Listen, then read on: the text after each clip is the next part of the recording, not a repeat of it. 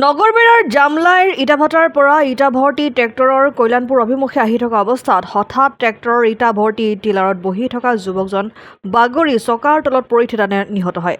লগে লগে দুৰ্ঘটনাস্থলীত বহু লোকৰ সমাগম হয় আৰু মৃত যুৱকজনক উদ্ধাৰ কৰি নাইটৰ কল্যাণপুৰ ক্ষুদ্ৰ প্ৰাথমিক স্বাস্থ্য কেন্দ্ৰত ভৰ্তি কৰে।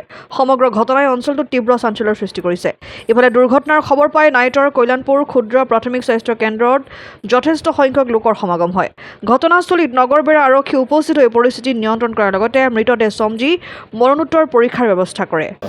একচুৱেলি আমি জনামতে জামলাই নিবাসী ৰমজানৰ ল'ৰা জুলফিকৰ আলী তেখেতে ইটা কঢ়িয়াই আনি থকা অৱস্থাত গাড়ীৰ ওপৰত বহি আছিল।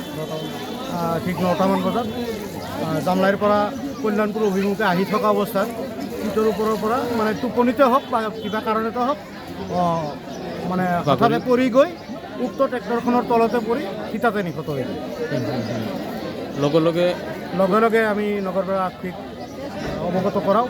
তেখেতসকলে আহি আছে। আমাৰ নাইটৰৰ মানে স্থানীয় ৰাইজে ল'ৰাটোক উদ্ধাৰ কৰি আমাৰ কল্যাণপুৰ মেডিকেলত প্ৰাথমিক চিকিৎসালয়ত লৈ আহে যদিও মানে সিটাতে নিহত হৈয়ে গৈছে। আৰু কোনোবা আহত হৈছে নেকি? নাই এক শোকাকুল পৰিৱেশ হৈছে। হয়, এক শোকাকুল পৰিৱেশ। তো ইতিমধ্যে আমি থানাত অৱগত কৰাইছোঁ, তেওঁলোকে আহি আছে। এতিয়া ইয়াৰ পিছত কি হয়। বকুৰ পৰা জাহেৰ আলী আহমেদৰ ৰিপৰ্ট, অসম আদিত্য।